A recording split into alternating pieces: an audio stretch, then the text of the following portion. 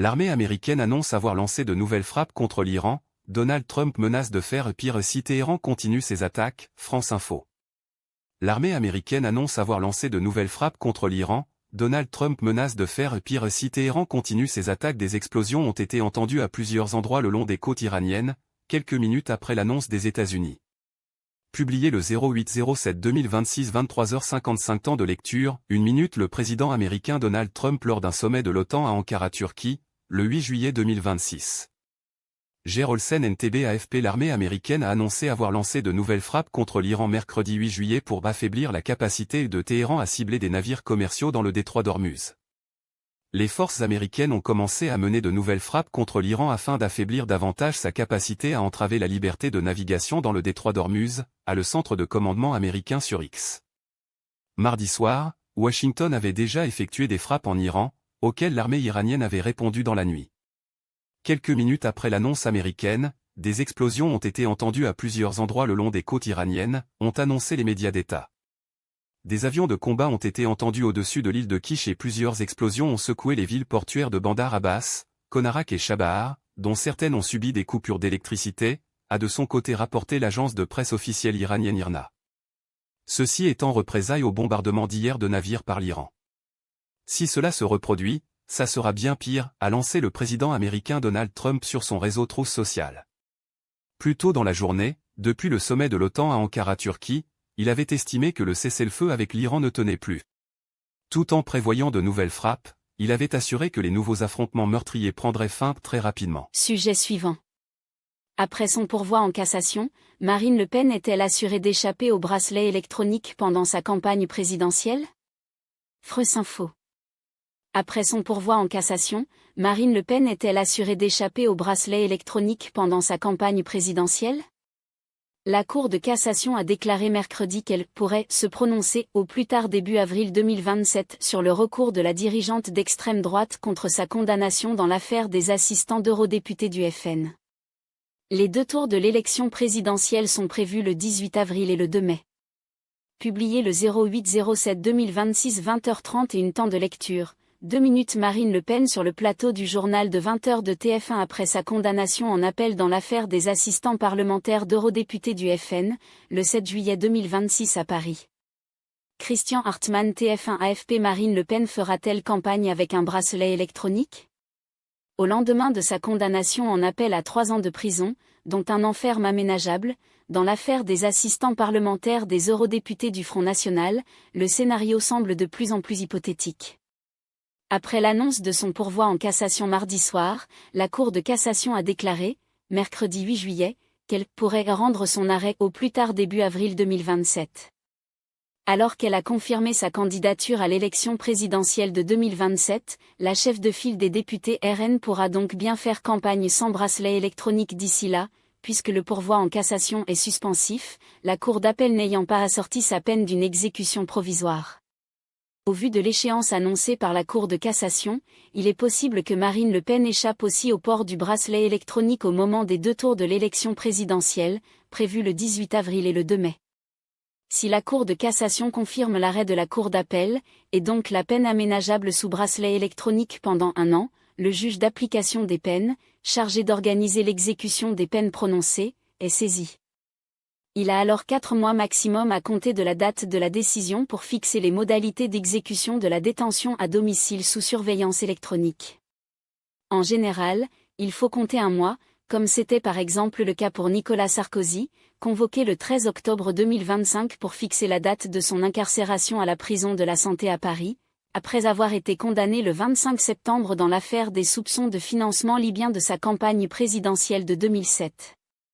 Par conséquent, si Marine Le Pen devait être définitivement condamnée à porter un bracelet électronique, ce serait au plus tôt en mai 2027 et au plus tard début août 2027, selon un calendrier considérant que la Cour de cassation se prononce bien début avril. Il est ainsi probable que le second tour de l'élection soit passé. Dans le cas où elle serait élue présidente de la République, la leader du RN bénéficierait alors de l'immunité présidentielle. L'article 67 de la Constitution prévoit en effet une inviolabilité pénale pour tous les actes détachables du mandat présidentiel tout au long de celui-ci. Et si ce n'est pas le cas, Elle pourra compter sur le régime juridique dérogatoire de l'immunité parlementaire pour retarder encore l'éventuelle échéance, en tant que députée du Pas-de-Calais. La justice devra alors obtenir l'accord du bureau de l'Assemblée nationale pour mettre en place une mesure restrictive de liberté d'une élue du Palais Bourbon. Et ce après évaluation du caractère sérieux, loyal et sincère de la demande, précise la Chambre basse du Parlement sur son site. Selon les informations du journal Le Monde, l'évaluation de cette requête prend généralement un mois. L'autre hypothèse, c'est que la Cour de cassation casse la décision de la Cour d'appel car elle considère que la loi n'a pas été correctement appliquée. Dans ce cas, un nouveau procès en appel sera ordonné. Après son mandat présidentiel si Marine Le Pen est élue, ou dans des délais plus classiques si elle reste députée. Sujet suivant. Info France Info. J'espère qu'il ne lui est rien arrivé, ce qu'a dit Jérôme Barella pendant sa garde à vue après la disparition de Liana, France Info. Info France Info. J'espère qu'il ne lui est rien arrivé, ce qu'a dit Jérôme Barella pendant sa garde à vue après la disparition de Liana. L'intérimaire de 41 ans, mis en examen pour le meurtre et le viol de la collégienne, avait été interpellé au lendemain de sa disparition. Selon ses déclarations consultées par France Info, il a tenté lors de son interrogatoire d'orienter les enquêteurs vers d'autres pistes. Publié le 08-07-2026 17h32 mis à jour le 08-07-2026 19h30 temps de lecture, 4 minutes. Une manifestante à Toulouse tient une pancarte en hommage à Liana, le 8 juin 2026. Frédéric Chébé AFP. Il avait été interpellé au lendemain de la disparition de Liana. Jérôme Barella, actuellement en détention provisoire et mis en examen pour le viol et le meurtre de la collégienne de 11 ans dans le Gers, a tenté d'orienter les proches de l'enfant puis les enquêteurs vers d'autres pistes lors de sa garde à vue les 30 et 31 mai dernier, selon les informations obtenues par France Info mercredi 8 juillet. À ce moment-là, l'intérimaire de 41 ans n'est alors qu'un suspect et le corps de la fillette n'a pas encore été retrouvé. Il est donc entendu pour enlèvement et séquestration par les gendarmes, qui lui demandent de raconter la journée du 29 mai depuis son réveil. Selon son récit, ce jour-là, comme les autres, Jérôme Barella dépose sa fille aînée à l'école, devant Liana et une autre fille. C'est presque tous les matins comme ça. Les filles arrivent, elles discutent un peu avec ma fille et moi. Souvent, Liana me parle quand elle a eu des soucis avec ses parents, affirme-t-il. Je lui paie régulièrement des choses à Intermarché pour goûter notamment, devant le collège. J'ai toujours fait ça. Les autres parents ne le font pas. Je passe beaucoup de temps avec les amis de ma fille. Le suspect soutient que Liana lui demandait, depuis plusieurs jours, de venir la chercher au collège à 15h, ce vendredi, pour aller chercher le cadeau de la fête des mères. Aux enquêteurs, il explique tout leur parcours et s'emploie à donner beaucoup de détails sur le chemin prétendument emprunté par Liana et lui-même le jour de sa disparition. Il affirme ainsi l'avoir déposée à la piscine. Elle avait l'air joyeuse et parlait beaucoup plus que d'habitude. De la fête des mères et des affaires de la piscine, n'a-t-il pas hésité à déclarer. Jérôme Barella dit qu'ensuite il est rentré chez lui pour prendre un bain, avant d'aller chercher sa plus jeune fille à l'école.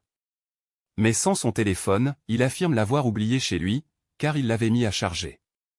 Puis, il assure être retourné sur son lieu de travail, avec ses deux filles dans la voiture, expliquant oublier de fermer une porte au silo à grains. Un endroit différent du lieu où le corps de Liana a été retrouvé, le 4 juin. Il est environ 17h45. 10 minutes. On sait ensuite qu'il s'est rendu à la fête de l'école de sa plus jeune fille, vers 18h. Au cours de cette fête, la mère de Liana m'a appelé à plusieurs reprises pendant que je filmais le spectacle, a-t-il poursuivi. Elle était inquiète car elle n'était pas rentrée. Je lui ai dit qu'on ne l'avait pas vue à 16h. Je ne lui ai pas parlé du fait que je l'avais déposée à 15h à la piscine, je n'y ai pas pensé sur le moment. Pourtant, les premiers éléments de l'enquête orientent rapidement les enquêteurs vers une disparition inquiétante, Liana n'ayant aucune raison de fuguer, selon ses parents. Les enquêteurs relèvent de nombreuses incohérences dans le récit de Jérôme Barella, notamment d'emploi du temps. À la question « À votre avis, qu'est-il arrivé à Liana ?», il finit par réorienter les gendarmes vers la thèse de la fugue « Je ne sais pas, peut-être qu'elle a fugué. Je sais qu'elle s'était fait engueuler par ses parents il n'y a pas longtemps, elle s'était fait confisquer son téléphone, elle avait déjà parlé de fuguer.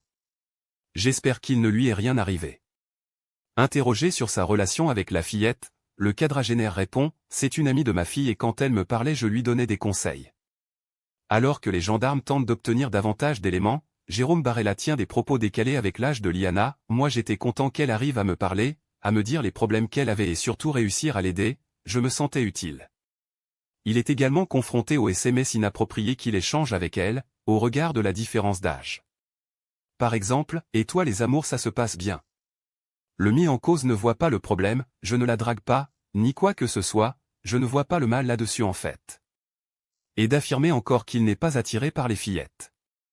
Selon nos informations, Jérôme Barella est aussi interrogé sur le fait qu'il a été visé par d'autres procédures. Au moment de son interpellation, il a fait l'objet de plaintes pour viol sur mineur en 2022 et 2025 mais son casier judiciaire est vierge. Parmi ses accusatrices figure Rosa, 11 ans, qui a déclaré par la suite avoir été violée une cinquantaine de fois entre septembre 2024 et avril 2025 par Jérôme Barella. Face aux enquêteurs, l'homme évacue tout de suite et minimise. Concernant l'affaire de 2022, il déclare « Même les gendarmes pensaient que c'était faux. C'était la mère qui racontait. Elle avait 6 ou 7 ans. Je ne me rappelle plus. J'ai été auditionné. L'affaire avait été abandonnée. Il est finalement mis en examen et incarcéré à l'issue des 48 heures d'interrogatoire. Quelques jours plus tard, le 4 juin, le corps de Liana est retrouvé dans une exploitation agricole du Gers. Une découverte qui a soulevé une vague de colère et d'émotion dans le pays et déclenché une mission d'inspection concluant à des dysfonctionnements de la justice. L'autopsie de la petite fille a déterminé qu'elle avait été violée mais n'a pas permis d'établir avec certitude la cause du décès, selon le parquet d'Agen. Jérôme Barella, dont le domicile gersois a été perquisitionné le 6 juillet, est encore loin d'avoir répondu à toutes les questions de la justice. Sujet suivant. Location de passoires thermiques, adaptation aux canicules, droit de veto des maires pour les attributions de HLM. Le projet de loi logement adopté au Sénat, France Info. Location de passoires thermiques, adaptation aux canicules, droit de veto des maires pour les attributions de HLM. Le projet de loi logement adopté au Sénat, le projet, rejeté par la gauche, est désormais transmis à l'Assemblée nationale qui doit l'examiner à la rentrée. Publié le 08-07-2026, 22h22, temps de lecture, 1 minute des sénateurs au Sénat à Paris, le 7 juillet 2026. Cause Bouza en Lucas AFP en plein épisode caniculaire, le Sénat a adopté mercredi 8 juillet le projet de loi logement du gouvernement. Celui-ci contient des mesures d'adaptation aux fortes chaleurs mais aussi la remise en location décriée de passoires thermiques. Ajouté à l'ordre du jour de la Chambre haute à la dernière minute avant la suspension estivale des travaux parlementaires, le texte gouvernemental a été soutenu à main levée, malgré l'opposition de la gauche. Il est désormais transmis à l'Assemblée nationale qui doit l'examiner à la rentrée. Le projet, dénoncé par des associations de défense des locataires, permet notamment d'assouplir certaines obligations de rénovation énergétique. Ainsi, les propriétaires de logements considérés comme des passoires énergétiques, diagnostic de performance énergétique GOF, normalement interdits à la location dès 2028, pourront les mettre en location dans certains cas. Ce sera par exemple possible si le propriétaire s'engage à faire des travaux via la signature d'un contrat avec une entreprise, ou si les travaux se révèlent impossibles en raison de certaines contraintes, comme lorsque le syndicat de copropriété les refuse. Le ministre du Logement Vincent Jeanbrun a salué l'adoption d'un texte qui ouvre la voie à des centaines de milliers de rénovations supplémentaires, adapte enfin nos logements aux défis du changement climatique et fait confiance aux maires. La gauche a elle dénoncé un recul dans le calendrier national de rénovation énergétique. Le projet multiplie les dérogations permettant de conserver le caractère décent d'un logement, au détriment des locataires de ces passoires, a regretté la socialiste Viviane Artigala. L'examen de ce texte a par ailleurs été l'occasion pour le Sénat, soutenu par le gouvernement, d'introduire certaines mesures d'adaptation aux canicules. Parmi elles, la prise en compte de la notion de confort d'été dans les critères d'une rénovation performante ou dans les plans pluriannuels de travaux des copropriétés. L'avis des architectes des bâtiments de France ABF pour l'installation de protections solaires extérieures serait par ailleurs rendu non contraignant. Le Sénat a aussi voté pour instaurer un droit de veto motivé aux maires dans l'attribution des logements sociaux, une mesure très critiquée par la gauche qui craint la mise en place dans certaines communes d'une préférence nationale, voire de choix discriminatoires. Sujet suivant. 8 personnes arrêtées à Grenoble pour narcotrafic durant une opération d'envergure, annonce Laurent Nunez, France Info. 8 personnes arrêtées à Grenoble pour narcotrafic durant une opération d'envergure, annonce Laurent Nunez. La ville d'Isère et sa banlieue sont le théâtre depuis la fin 2025 d'une guerre de territoire entre trafiquants de drogue. Publié le 08/07/2026 23h42 Temps de lecture, 1 minute une voiture de police à Grenoble-Isère, le 13 janvier 2026. Thibaut Durand en Lucas AFP 8 personnes soupçonnées d'appartenir à un réseau de narcotrafiquants, et pour certaines d'actes de barbarie, ont été arrêtées lundi 6 juillet à Grenoble-Isère lors d'une importante opération policière, a annoncé jeudi le ministre de l'Intérieur Laurent Nunez. Cette opération d'envergure mobilisant une centaine de policiers, dont le RAID, a permis l'interpellation de 8 personnes impliquées dans un réseau implanté dans le quartier de la Villeneuve, a-t-il écrit sur X dans la soirée. Les mis en cause sont notamment soupçonnés de trafic de stupéfiants, mais aussi, pour plusieurs d'entre eux, de faits de séquestration accompagnés d'actes de torture et de barbarie, a précisé le ministre. Grenoble et sa banlieue sont le théâtre depuis la fin 2025 d'une guerre de territoire entre trafiquants de drogue, qui ont fait 10 morts entre décembre et janvier. Les violences s'accompagnent souvent d'actes d'intimidation, avec notamment des vidéos montrant les exactions diffusées sur Internet.